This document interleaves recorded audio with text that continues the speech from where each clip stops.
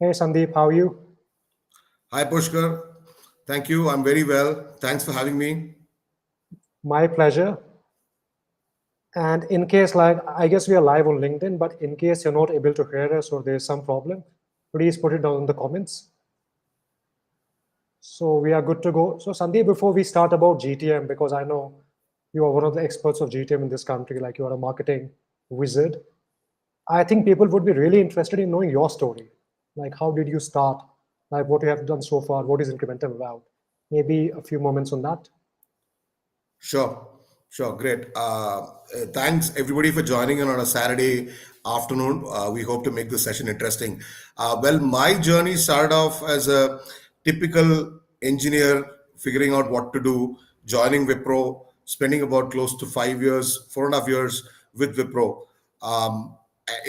Interestingly, a funny thing happened where I actually switched industries and switched profiles and eventually landed up selling in a new market in an alien language, which was in Japan. So I Wow. did that. I mean, it was a very quick journey, but I essentially went from financial services to selling embedded and product engineering services for Wipro in 2003, 2004. And I think the only I think arsenal that I had in my kitty was the fact that I learned Japanese for 9 months through a management program. So I could speak, or I thought I could speak a little bit of Japanese the moment I landed up in Japan. So I think I am one of those people who managed to get into pre-sales and then a sales position in a foreign country with no knowledge in terms of how culturally, how to do business, how to go after leads. So I think that's the start of my GTM journey. Sort of hit a glass ceiling at Wipro, went to business school. After business school, in fact, it was very interesting. But when I was at business school, I managed to work with a few startups, and this was 2005. So the word startup had probably not been coined as yet in the Indian ecosystem, but managed to work with an incubator at IIT Bombay. That was a very interesting journey because typically you come in as an MBA or a new MBA, trying to give them all strategy, sales, marketing, gyan, and these were hardcore, technical guys trying to build product. So that was an interesting journey, and I think that has sort of led me down this whole rabbit hole of startups, entrepreneurship, etc. So So when post was this? this was in 2005. Okay. This was in Wow. 2005 where I spent about 2.5 months with IIT Bombay because Hmm. we had an alliance partnership between the business school that I was at, INSEAD, and IIT Bombay. And IIT Bombay at that particular point in time had a lot of investments from the IIT network globally. So Okay. they had an incubator called Sign, which is one of the top incubators in the country. So that's how this whole entrepreneurship and what are startups was kind of, it just stood out for me, right? Post business school, of course, like everybody has to pay bills and loans back. Uh, I think that was also very interesting because I managed to get an independent consulting assignment with a NYC listed company. That was a product company. So from Wipro Services, I moved into this product company where I was an independent consultant, helping them scale in both Japan as well as Southeast Asia. That was more a channel management, channel partnership sort of a role where I was selling into more service providers like the SoftBank entities, Airtels of the world, and some enterprises which were focused on R&D, right? Okay. So that was interesting. And then I probably thought maybe I became a little cocky, where I thought if I could sell in different situations, why can't I sell for myself? So 2007 is sort of when I officially became an entrepreneur. Moved to Singapore from Japan and set up a company there. Initially focusing on helping companies go to market in Southeast Asia, Japan, mostly technology companies, mostly very early stage companies. And that dream sort of lasted only for about a year and a half before the major recession that happened. Right, Um, right. so 2007, 8, right? yeah, so 2008 was when the recession GFC. happened. 2008 October. Mm-hmm. So very quickly, I kind of realized that couple of things that I did were very wrong. One was I went after companies which were very early stage, which means that the product is not very defined. So helping them and enabling them to go to market is going to be very very tricky. Second is capital is always tight, right? Raising capital for such companies. The other interesting thing that I did during that time was there was this whole digital signage wave that was going on in Asia. So I was involved with a fund that was looking at putting in capital into a lot of these signage companies. That again didn't result in a positive outcome because in 2008 a lot of the signage companies shut shop because a lot of these guys were not generating steady cash flow. Right, right. So yeah, so it's kind of interesting because I think that learning made me pivot, like all startups pivot. At that particular point in time, I didn't have too many employees. I kind of pivoted to more a mid markets sort of a stage of companies that I went after. So the years 2008, 2009, 2010, I mean 2009, 10, 11 was very interesting because I worked with a lot of these either large Silicon Valley funded companies or media companies out of Europe that were flush with capital and that wanted to look into Asia to whether they can buy, build, or acquire assets here. So that was a very interesting journey, as mostly as a consultant, outsourced BD guy, Okay. taking them to market, talking to relevant people. So that's very interesting. I also built and sold a consumer electronic business during that period. Uh, and again, the partner was a Japanese gentleman who was about 63 years old, who was the ex board member of Pioneer, and he had interestingly built the company from zero to $100 million in about 3 years. So it was Wow. very exciting, and how we did that. And I tried to figure out what we could do in Southeast Asia. Yeah, so we built that business from literally zero revenues, very little capital, to almost between 800 and $900,000 in revenue in 14, 15 months. And then I sold my stake back to the Japanese gentleman or my partner. So yeah, yeah. So it's been interesting. So I've done a lot of But things. I've just one question. How did Sure. you manage to scale it up so quickly? Yeah, so it's kind I of mean, interesting. I think one thing was there was conviction in the product that we were building. We did a lot of these speaker docks, and this whole iPhone wave was just going on in 2008, 2009. So the okay. whole accessory wave was just picking up. That was number one. Second was we had a royalty with Hello Kitty as a brand. So we had products which were basically Hello Kitty licensed out, which already had a huge popularity fan base in Southeast Asia. Number three was I quickly created the channels which were predominantly the Apple resellers and other consumer electronic resellers across three markets, which is Singapore, Malaysia, and Indonesia. So that was the reason why we could scale that business very, very quickly. Because there was a gap in the market. There was a product or a set of products which had great fan base royalty, and we were in the channel where you had people coming to buy the iPad, the iPhone, all of that. That was the right audience, pretty much. Wow. So one question I'm sure we'll talk about in the GTM talk. Why did you pick these three markets and why not India or any other geography?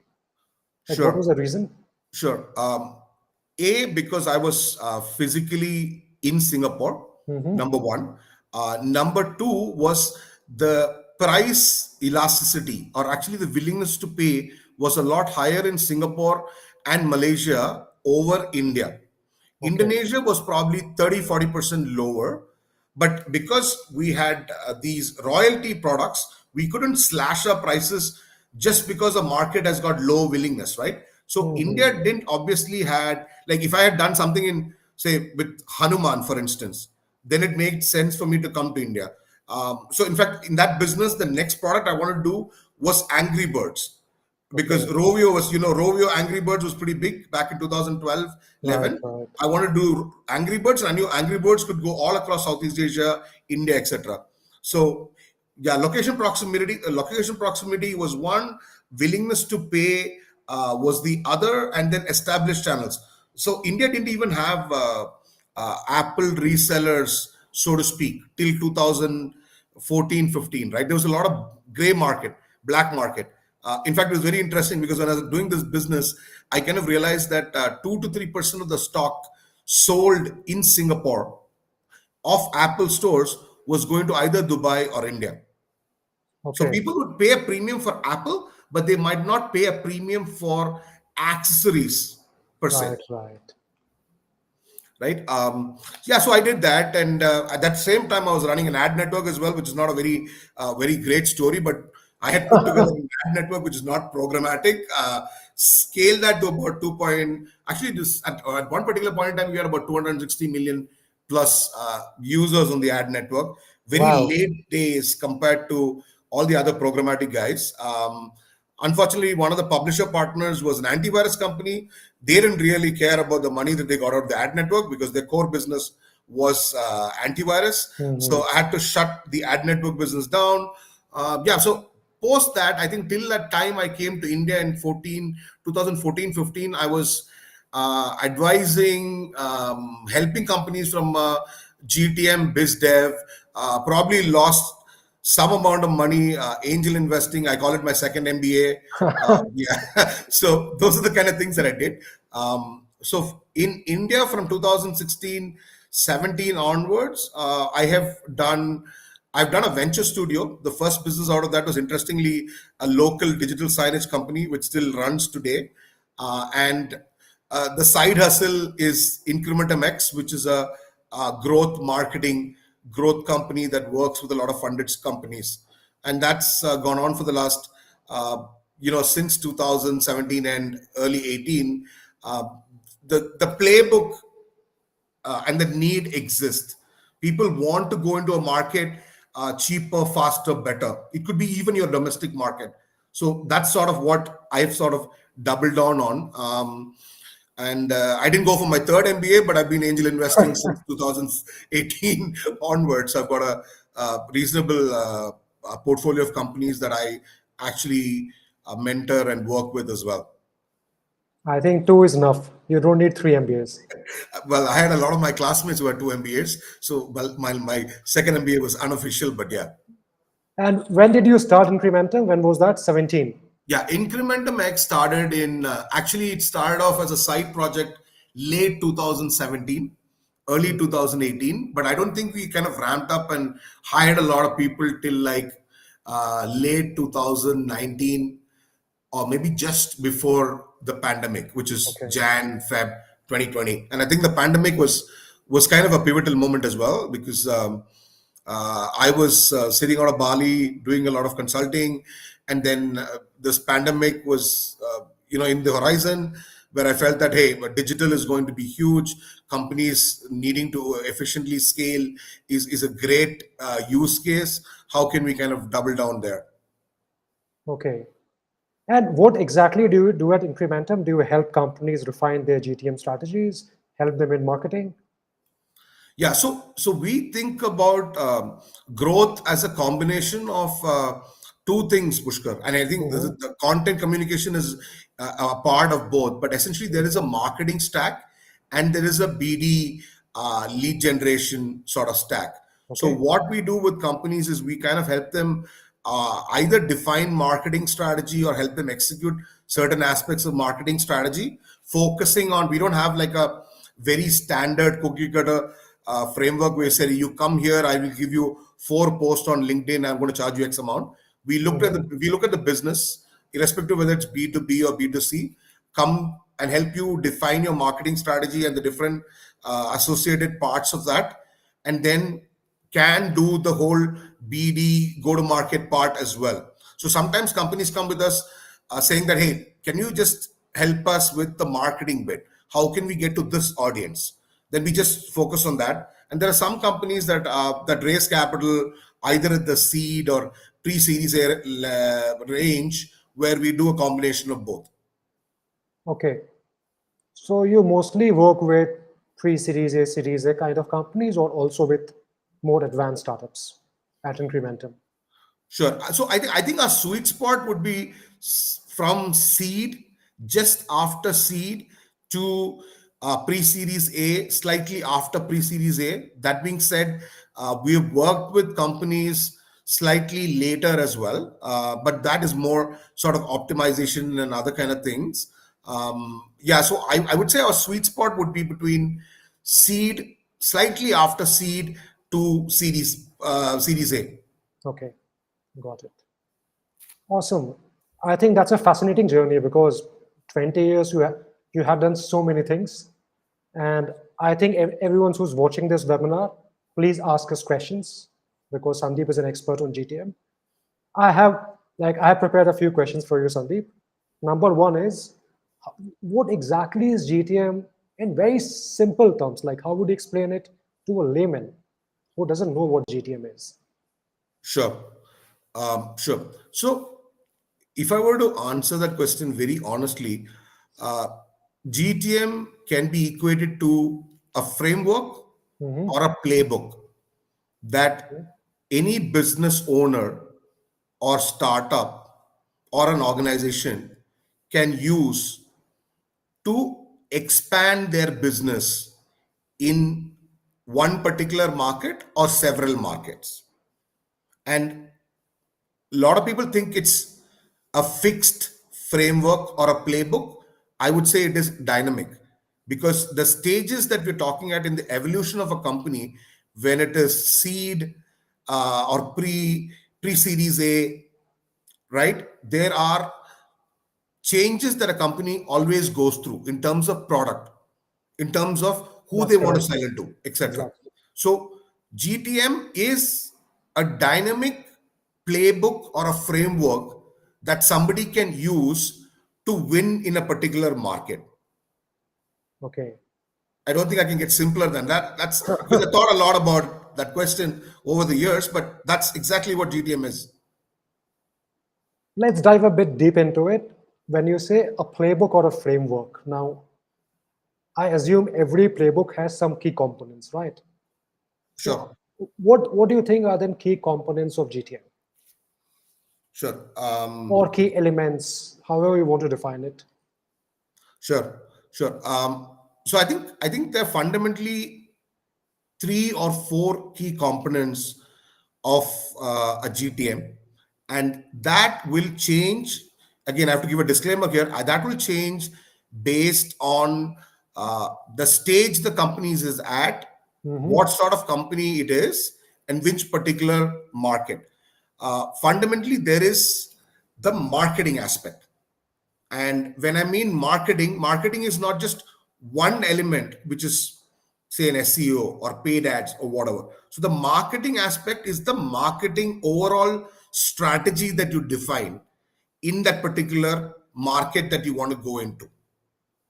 Okay. That will comprise of various different elements. So that's marketing is one bucket. Hmm. The number two is the sales aspect of it. And the sales could be direct, indirect, referral, etc., etc. How do you knock on doors to get yourself heard so that you're able to articulate value that your product or service offers, right? Just to clarify, so you said one is marketing, Yeah, then second is sales, yeah. and then sales we have different buckets. Yeah, sales you can have different ways of reaching. So you Okay. could have direct sales, you Hmm. could have indirect sales, you could have referral sales. Okay. All of those different things are there in sales.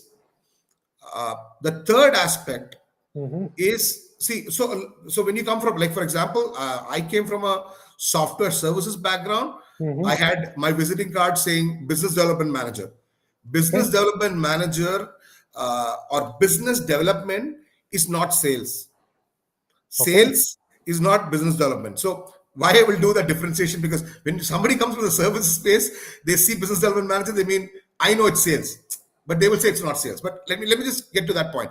Hmm. Business development is, there are techniques, there are partnerships, the way you can create win-wins in one is to many situations.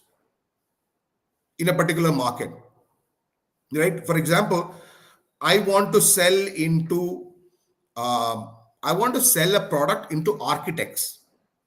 Can I Architects. go to the architect associations? And those architect associations will be there in these regional city chapters. Can I go there, evangelize? There is the BD aspect of it combined with the marketing aspect of it to communicate to 100 architects in one shot. So that for me is BD, is business development, Okay. right? So we talked about marketing, we talked about sales, we talked about biz dev, and the final point is obviously the PR aspect of it. And the Mhm. aspect of it is relevant probably for different kinds of companies, right? For if you are into D2C or if you're into consumer tech, or you're doing like, for instance, you're doing a dating app, or you're doing a new product that is great for people who go to the gym regularly, a protein shake or something like that, then the PR aspect of it will give you uh, a wider amount of propagation than conventional marketing. So you would do PR.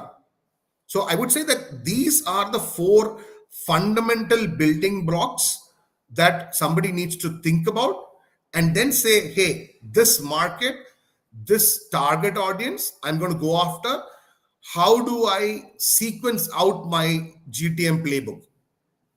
Mhm. One question. You said marketing, sales, biz dev, and PR. Yeah.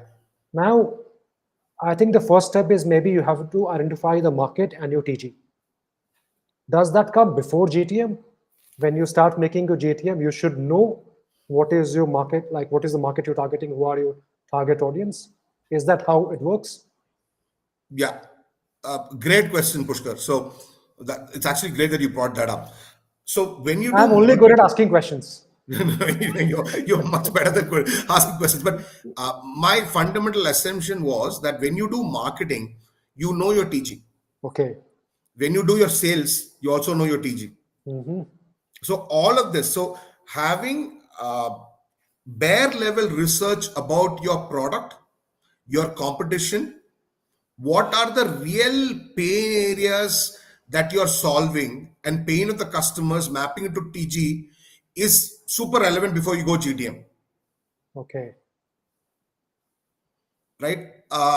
And pretty much that is like, that will differ based on market to market for sure. You will have a fundamental understanding analysis that you would have done uh, in house, and when you are in the process of doing GTM, you will actually get some of your hypotheses cleared or not, right? Because you will be talking to the people, your salespeople will be talking to the Right, people, right. etc., etc. They'll be like, okay, I want to sell it to these guys, but these guys don't have this problem. You are, hey, they have this problem, but currently they're using this solution and they're only paying so much for it, which will figure out whether you want to go after that audience, you need to pivot, you need to do something else.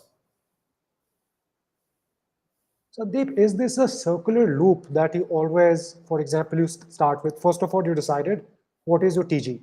Then you do marketing, sales, BD, PR, and then does PR lead to more marketing activity? Is it like a loop that you get more leads from PR and it feeds into the funnel, or they are different things? So fundamentally, when I create a playbook, Hmm. I might not have all these four blocks in some sort of a NatChat sequential order. Okay. We might say that, hey, phase one, let's prioritize getting a certain amount of marketing into this market, doing inside sales, generating leads or meetings on LinkedIn, doing in-person trip into the market, etc. The PR activity might come much later, the business activity might come much later, because sometimes when you have to do partnerships, Pushkar, you and me both know, partnerships are done based on a certain amount of trust. And if in order to have a certain amount of trust, your product or service needs to have a certain amount of logos and Right, customers right. vouching for it. So it's a little bit of a chicken and egg situation. So think of those four buckets that we talked about as sort of foundational buckets. In your playbook as an entrepreneur, you can take the ones that are most relevant and applicable. Say, for example, a SaaS founder selling into architects will have to do marketing, will have to do lead generation, understand the whole sales cycle of how architects buy certain products to get in front of them, right? There could be certain BD activations that they can do in terms of the communities or associations, etc.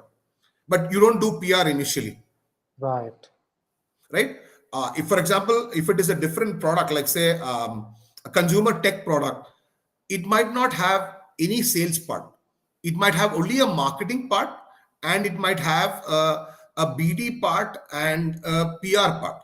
A BD part would be like, let's take an example, like let's take a case of a payu or a simple, even though they're large companies. A payu or a simple essentially offers you loans credit against purchases.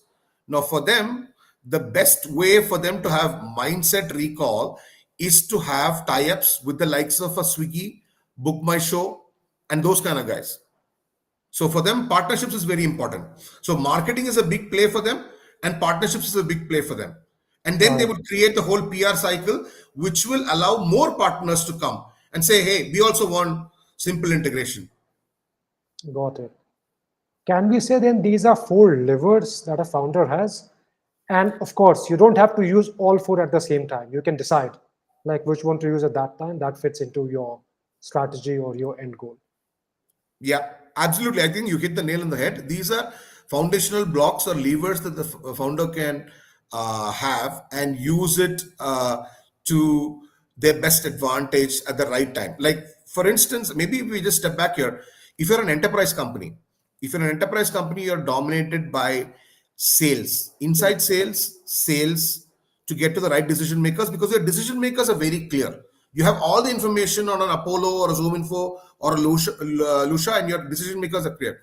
You go there, you have to close a deal first. Once you close a deal, then you will do that customer evangelism, testimonial, figure out how to get your product on, say, a G2, not even a G2 for that matter. You have to go and sell a lot more and then get onto a magic quadrant ideally. And that's going to be like a 2 year, 3 year process, right? So there, the PR is how I want a customer, how I'm actually impacting a particular role in a large bank, for instance, or a large insurance company. Got it. Their marketing is very limited to just putting up the relevant workflows and changes that the software is bringing about on, say, social. Or it's Mhm. more an ABM sort of a thing, but it's more lead generation, funneling opportunities to the sales team or the salesperson on the ground. Got it. We have a couple of interesting questions. I want to take one of them because you mentioned Apollo. Amit has one question. I'll just put it on the screen.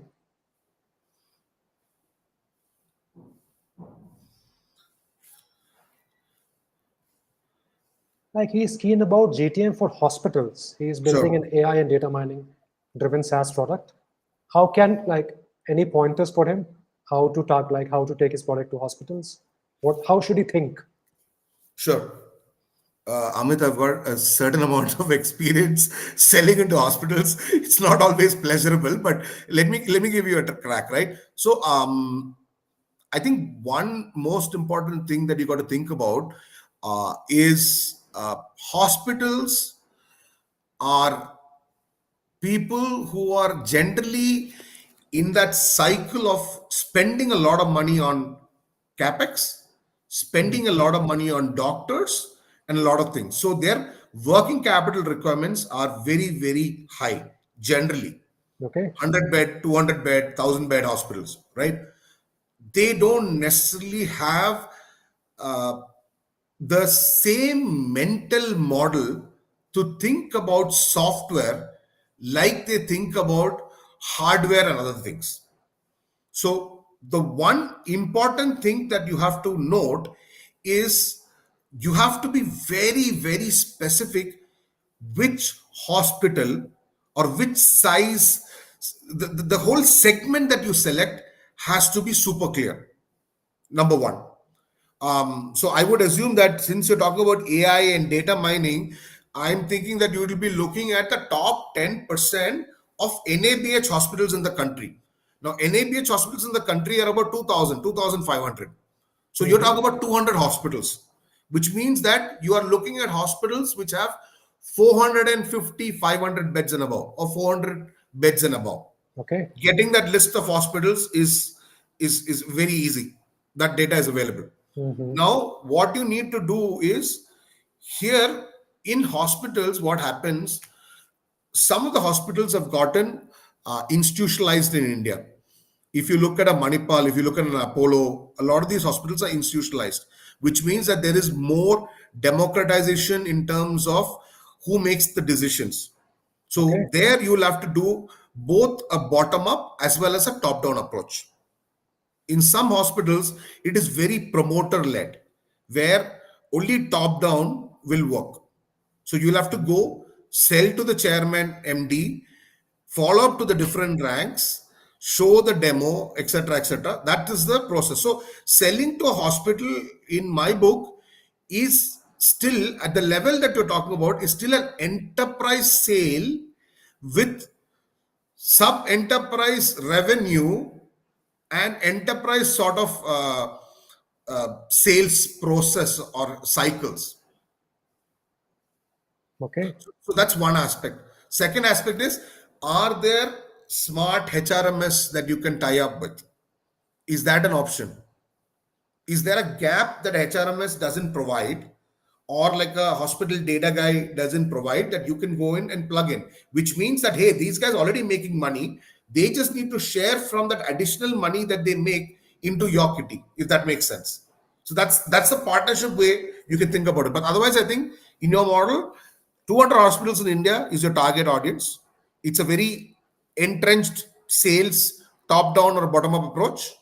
Otherwise, it's a HRMS integration sort of a partnership play. Hope that helps. Got it. And are these top hospitals in India, are they willing to pay for software? What is the general attitude? It's changed a lot, Pushkar, from what it was about 10, 15 years back. It's Okay. definitely changed a lot. I think if I were to just, are they willing to pay for software? Yes. If Hmm. the software is not category creating or category defining. Okay. So they're willing to pay for billing softwares. They're willing to pay for HRMS softwares. They're willing to pay for a lot of those kind of pay as you go SaaS sort of models, which are very standard, which have become ubiquitous. Now, if you go and ask them to pay for software that will allow a neurosurgeon to make less mistakes, the hospital will be like, "Hey, I'm paying the neurosurgeon 10 lakhs a month. He better be good. I'm not going to pay Right, right. additional money for it." You know what I mean, right? Got it. So Yeah. it's so category defining and category creating. That's going to be a challenge. And unfortunately for entrepreneurs in India selling into healthcare, you need one or two wins in India before you can take this model and sell it anywhere else in the world. Right, right. Of course. That's all. That's always true. We have two interesting questions from Pramod. I believe Harshal also wanted to ask something, but Harshal, your question didn't come. So if you're there, please feel free to ask your question. But Sandeep, I have one question before we can take Pramod's question. Sure. Now, as a early stage founder, let's say my startup is, I have raised some money. My startup is at a seed level or a pre-series A level. How do I develop a comprehensive GTM? Is there three, four things I must think about, or is it very specific to industry? Like there are no golden rules. Um, I think first and foremost, I think Pushkar, I think it's kind of you highlighted that point. Is I think you got to deeply introspect the customer journey and the customer pain area, because a lot of your GTM in terms of value articulation and communication is going to be contingent on that.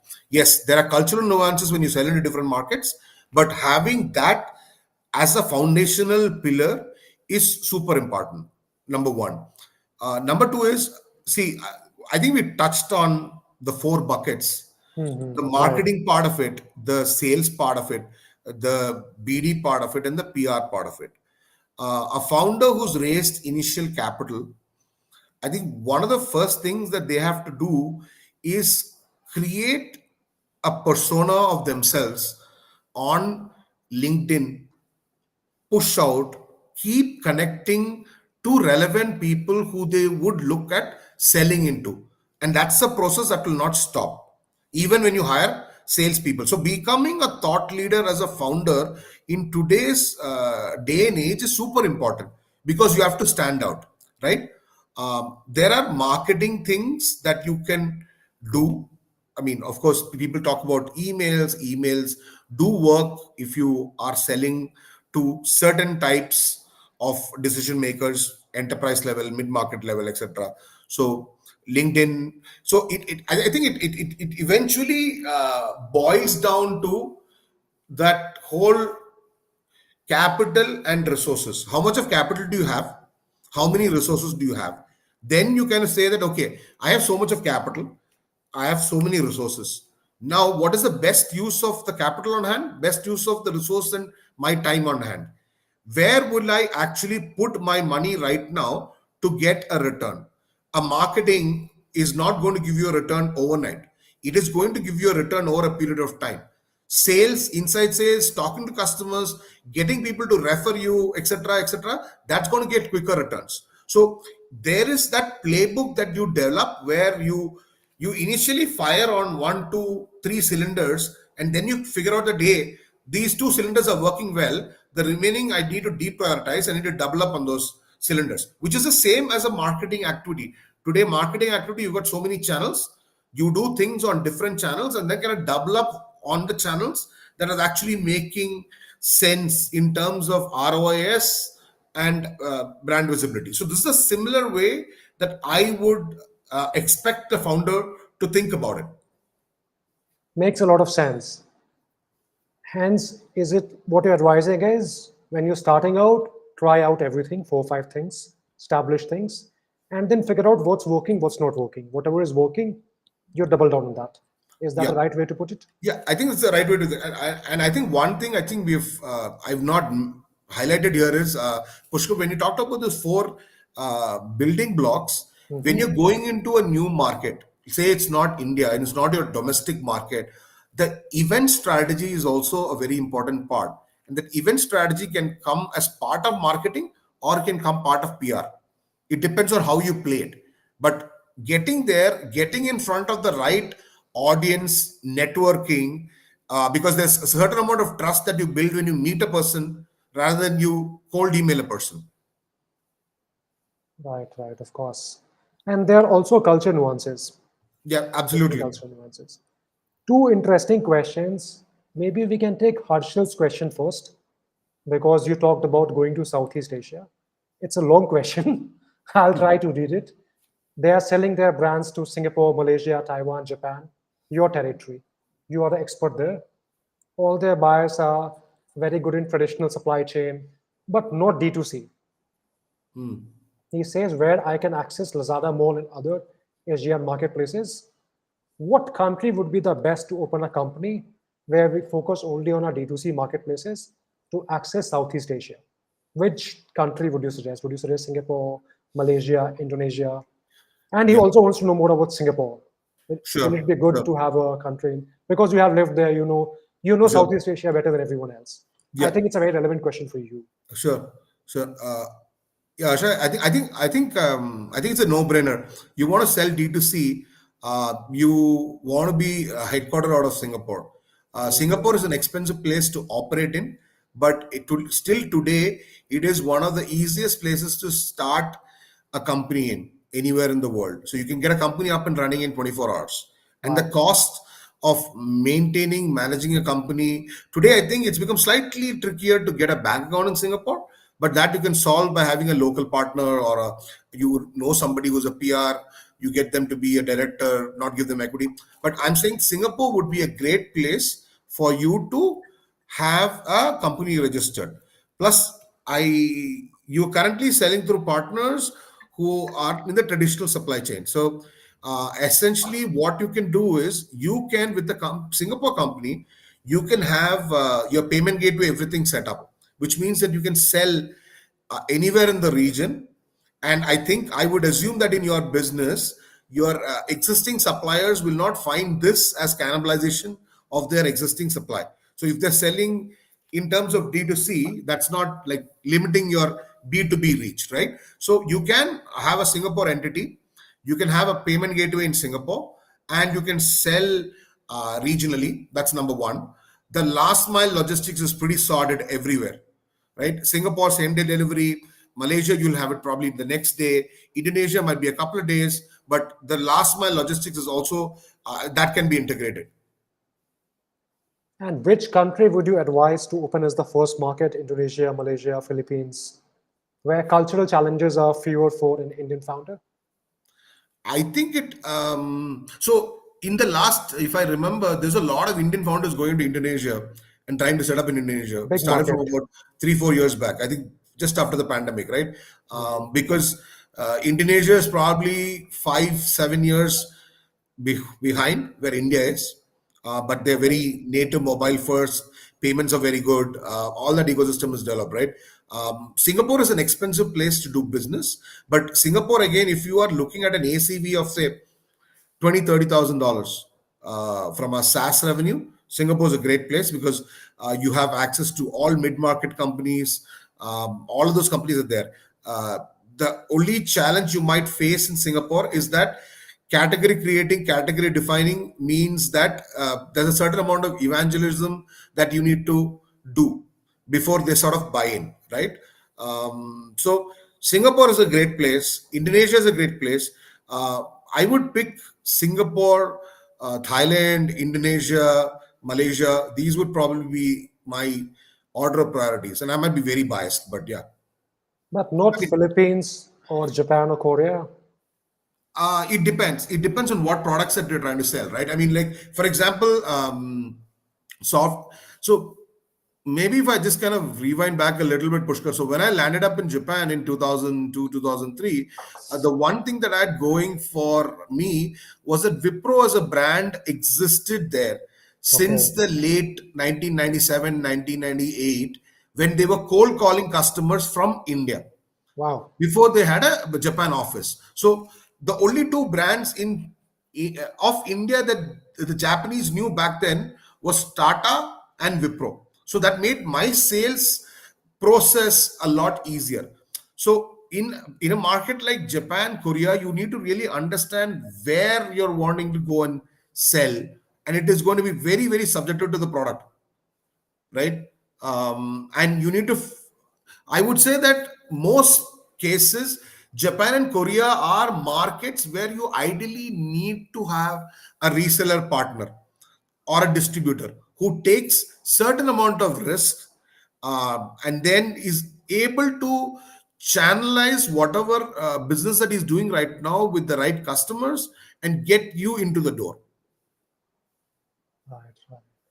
And I also imagine cultural differences are a lot more in Japan and Korea for an Indian guy, right? Versus maybe Indonesia or Thailand. It's a Yeah. very insular Uh, culture. Yeah, I mean, I've never been to Korea. I've done a little bit of business with Mhm. Korean companies, but yeah, the culturally, I think Korea is slightly less closed compared to Japan. Wow. Japan's very, very closed. So Japan, it's like de facto that you need to understand the culture, speak the language for you to be really effective in the market, right? Korea is probably not that intense, but yeah, both these markets are markets. Again, they have um, they have a lot of capital. There are a lot of companies. There are a lot of companies that sell globally. There is a certain amount of domestic population that likes certain things very different from the rest of the world. So I mean, these are not bad markets to target, but for the right kind of products or services. Maybe once you have some experience in selling in Singapore or Indonesia, then it's a good time to go to Japan rather than directly jumping into there. Yeah, yeah. I mean, again, it depends, right? Like for example, I mean, we currently working with a couple of companies where one use case is that we are looking at Japan. We're looking at Japan through channel partners and the network that we know, Mhm. etc. The second company that we're working with is that hey, first let's do Southeast Asia. Let's get our foot into the door there, and then build from there. Because the other advantage that you have with a Singapore is that Singapore is the regional hub of most companies. So you Right. want to sell into a Japanese company or sell into a Korean company, you can approach that in Singapore or somewhere in Southeast Asia, right? So once you get into, like, this is, I think it's especially applicable in um, upper mid market or enterprise space. If you were to crack a Japanese company in Southeast Asia or Singapore, or a Korean company there, then translating it to Korea HQ or Japan HQ is a lot easier. Similarly, there's a portfolio company of mine. They're into the yoga space. So they have a connected yoga product, and they have a deal with both Samsung and Apple. Samsung is done the whole hoops with them, and they're in Samsung retail. They're on Samsung TV, but that whole cycle took a long time. But there was buy-in from Samsung HQ after a certain point in time, because the Indian company and the Indian top leadership were like, "Oh, we love this product. We want to integrate it into the Samsung ecosystem." Right? Got it. Got it. So yeah, so that's little different sort of beast both these markets are. But if you want to real, I mean, I don't know how many of you guys know, but Zoho became Zoho. Before that, they had a company called AdventNet, and they were Mhm. selling. It's very interesting that the same software, similar software that I was selling in 2006, they were selling a network performance management software in late 90s, early 2000s. It's called AdventNet, and one of the big markets was Japan, and they Okay. were selling that virtually out of India and the Silicon Valley. And they Got it. had again a partner in Japan, right? So sometimes when you have a partner, and you might get the partner after your first customer or before your first customer, that is that bridge for you into that market. Got it. Quite a fascinating insight. Sandeep, we're already at quarter to five. Do you have Yep. 15 more minutes? Can we take No, three, sure, four more absolutely, questions? sure, no problem. Because we have a lot of interesting questions. I want to take Pramod's question because going back to what we were discussing before we got into Southeast Asia discussion, you said about capital, like your capital and time, two things, and of course, culture decides your GTM strategy. Now, Pramod has two interesting questions. Number one is how can we set realistic targets and milestones to ensure we track to achieve our customer acquisition goals? Number one. And then he also asked, once we have achieved initial traction, what strategy should we employ to scale our user base and expand to additional market? Both related questions. Yep. Brilliant questions, Pramod. Your first question: how can we set realistic targets? Uh, I can obviously say that you can't and then get away with it, but I don't want to do that. So I think one thing what you need to do is you kind of understand where is the stage of your particular company. If you're at seed, if you're at Series A, if you're at pre-Series A, right? I mean, your VC or your investors have certain mandates, and you also know that you have to reach a particular run rate for you to raise the next round. What is going to help you is, I think you should not initially set a completely up there, we have sort of a goal. What you should do is you should kind of break it down. Say, for example, you want to sell into 10 companies with $20,000 in each company. That's $200,000. That $200,000 goal, uh, maybe you set it for 6 months, and then you recalibrate that after the first 30, 60, 90 days, when you and your team have put in the required efforts on the direct customers or the channels and all the the parts that we talked about, whether it is marketing, inside sales, etc., you will recalibrate that. I don't think you should overtly beat yourself up too much if you don't attain that particular goal, because it is a challenge, right? In the new market, a lot of things might not go your way. Their decision making cycles are longer. They don't know whether you'll exist in 6 months. So all of those things are there. So I think you need to put a marker on there and strive towards that marker, but at the same time recalibrate that marker as you go along. So that's the first point, right? And this I've seen it from experience personally or working with portfolio companies or clients. Second, once we achieve initial traction, um, so my my gut sense is that if you have achieved initial traction, I think you should go deep in certain markets rather than jumping into another market. So if there is depth in a particular market and you've done analysis that hey, there is depth in Malaysia, there is depth in Singapore, there is depth in the US or in Hmm. UK, and you do the initial scatter approach to test certain markets and you got traction in a couple of markets, then it's a poker strategy where you double down. You double down on one or two markets, don't spread yourself too wide, really kill it and own that particular market before you jump to the next market. And the advantage is once you really drill down on that particular market, you would have addressed 90% of the pain areas a particular customer or your TG would have. Then you obviously have all the arsenal from a communication, marketing, customer insights to take that and plug it into the next market. Right. And in your opinion, since you talk about pain areas, what are the most common challenges you have seen in early stage founders implementing their GTM? Um, I think it's confusion because of a lot of things are available. They can play on a lot of different things. They don't know what to prioritize and Mhm. what to do first, what to do next. That's number one. Cold outbound has sort of become dead in the last 5, 7 years. So if I don't know you, I will not respond to you if you're directly selling to me.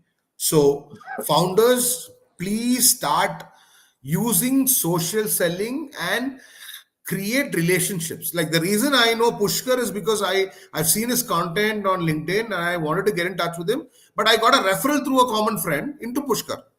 So there are very simple strategies that founders can do. And see, this is a life skill. This is not for just running a startup.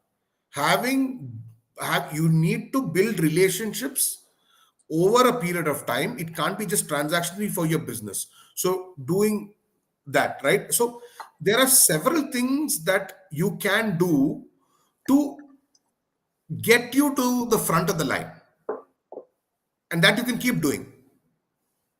So that's second. Third thing is Pushkar. I've noticed that people who have too much money, no, Series A and pre-Series A, they're like paisa hai, kuch bhi kar sakte. So what they do is they do the cardinal sins of subscribing to a lot of platforms, sales enablement, this that, hiring expensive resources, hiring like. In fact, I was talking to a buddy of mine last evening, and he was like, "We tried hiring two VP of sales in the US, didn't work out. Then we did this." So actually, that piece of having capital is good, but having capital means that you need to run the right experiments, not burning cash. And I think both me and Pushkar take a dig out of a lot of entrepreneurs on LinkedIn who burn a lot of capital. But see, that's the thing, no, the amount of capital that you have. See, essentially, when you're raising VC for growth. The person who's putting in money, and you want the valuation of the company to go up in a profitable manner. Mhm. So then you need to figure out what are the things and what are the right playbooks that you need to do. And see, I think we hit the nail on the head, right? Sometimes expanding into too many markets too quickly. That's a classic thing, right? Because you can deal with the US. Can you deal with the US, Sweden, Germany, Singapore, and Korea? Right. Maybe not. That's so there are these three or four things that they are. I mean, I wouldn't call it cardinal mistakes because it's we're still a young startup nation, right? So there are a lot of first time founders, a lot of founders who've not been abroad and not had professional experience in a lot of countries. Mhm. So talk to as many people as possible who've been there, done that, because that way you're going to preempt a lot of mistakes. Right, right. I totally agree. And like you said, both of us believe raising too much capital too early is maybe not an advantage. It could be a disadvantage if you don't use it well. And we have Yep, seen companies, massive companies in India, burning hundreds of millions of dollars and not doing well. yep, absolutely, This could absolutely. be a double edged sword. Final two questions. There's one question by Akshay. Any fundamentals for creating a solid GTM regardless of the category? We discussed this in first part of the video, Akshay. You can just watch it at your pleasure. Kumar had a question about grocery store owners. I think that MC Saravanan answered well. I want to take two final questions from Prakash and Parag, because they are similar. One is because you talked about subscribing too many things, too many platforms. Your thoughts on good AI automation tools that can make your GTM easier? And similar question by Parag, that if you don't have money, if you're cash strapped, any good hacks? Sure, sure. Uh, Maybe I'll take the first one. Unfortunately, call me a skeptic, but I think that there is AI being used in a lot of places. Mhm. A lot of the workflows are today built in with the existing tools, right? I would assume that if you're a mid-market company, there is a very defined stack that's available. Okay, and personally, I don't do a lot of execution myself. My team does that, or we have partners that do execution. There is a lot of tools that are coming about. I have not tried and tested a lot of them. Fundamentally, the way I think about it is maybe quite I kind of use keep it simple, stupid. You have a product, you have a service. That is to address a particular pain. Who are your list of potential TGs? Where are they? What do they do? Normally Monday to Friday. How can I get through to them? How can I create a repeatable process to get through to them? What are my channels? How is it getting logged into my CRM? So this is the way. I mean, the map that I build is very very simple. So I still, for example, I mean, when I connect to people on LinkedIn, I connect using a very personalized note. I mean, so okay, maybe I need to step back here. One of my friends who's like a sales hack guy, who's a co-founder at Mixrank. He used to tell me, um, Sandy, when I write an email, I spend 20 minutes on email. And Wow. I'm like, wow. And this is before he was a sales manager. He probably has about 5, 10 people working for him, etc., etc. And I'd be like, Ashwin, why? It's great, but why? Because every email that I write is a potential 50K ARR for me. So we can do all this AI mumbo jumbo thing that we can think of. I mean, I'm not so the getting the information, um, getting the information about the accounts, the users who you want to sell into, what they're doing on LinkedIn, what they're posting about, all of that is there. That you just put into the workflow. But Mhm. I always am a very personal touch person because that is the reason. Like for example, I mean, Pushkar knows it. I mean, we had a Bangalore Growth Fest recently, and I had done outbound. I mean, I'd used Dripify for outbound for on my account, and I had 170 odd. I think friends of mine are probably on this chat. They helped me in that. I had 167, 170 outbound messages from my account. I had 120 responses. Wow. So that is because I've not consciously created a profile, but I've created a social profile. So all of this automation can help you once you have the fundamentals correct. Who are you going after? How should they know you? What is, I mean, the sweet spot or the pain area that you're solving? AI will help you in all of this, but it's there still has to be a personal touch. So that is the first question. The second question is Pushkar. Parag, like Parag's question, any zero cost strategies, hacks for GTM? You mentioned one, creating a personal brand on LinkedIn. That, of course, is zero Yeah, cost. yeah. I mean, it's a question of time, but creating a personal brand on LinkedIn. Um, See, again, hustle is an overused word in the ecosystem the last 10 years.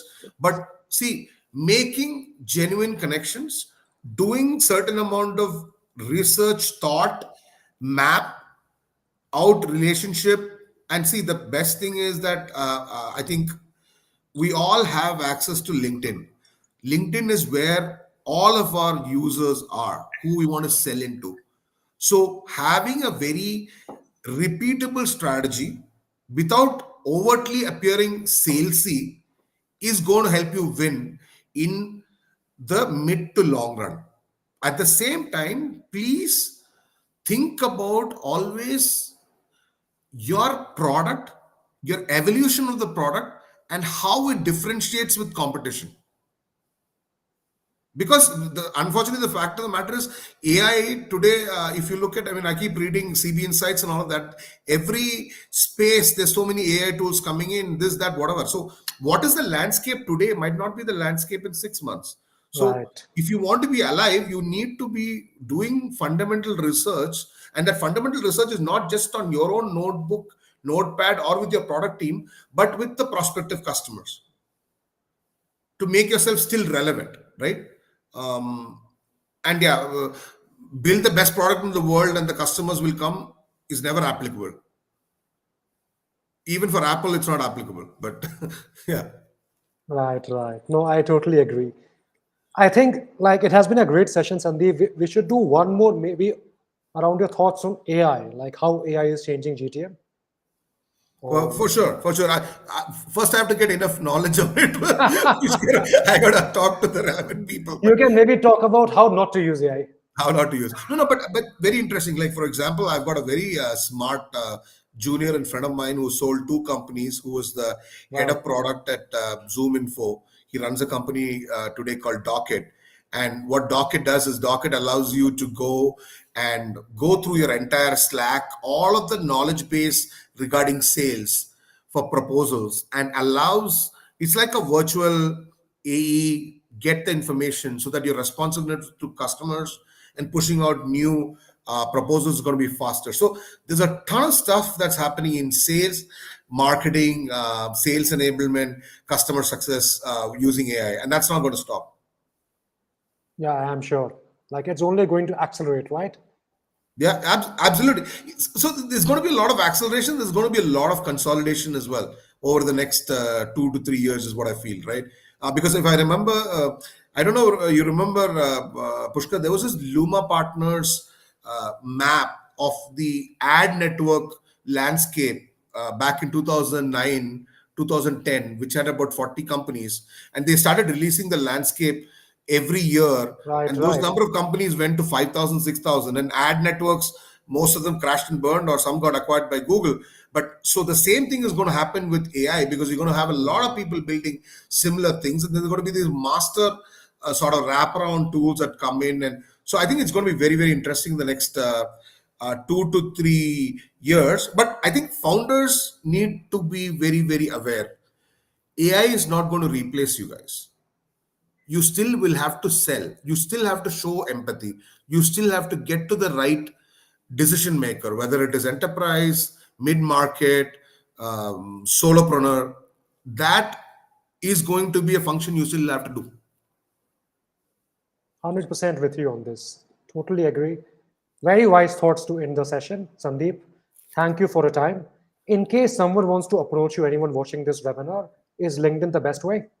Yeah, you can drop me a note on LinkedIn. And yeah, thanks a lot, Pushkar, because I think what you do to the ecosystem is also fantastic, right? I've been a big fan of your writing and being very explicit and livid on it. And founders need to, at least people like us, should be able to give back in terms of helping founders like you do with helping founders raise capital. I think those are things that we can do to kind of mitigate people from not making stupid mistakes. Totally agree. And it's also exciting, right? We have a lot of fun doing this. Absolutely. Absolutely. Awesome. We overshot the time by 20 minutes. Sorry to keep you engaged. Enjoy your Saturday. Thank you, Thank guys. you. Thank you, everybody. Thanks, Pushkar. Bye bye. Bye. Bye bye.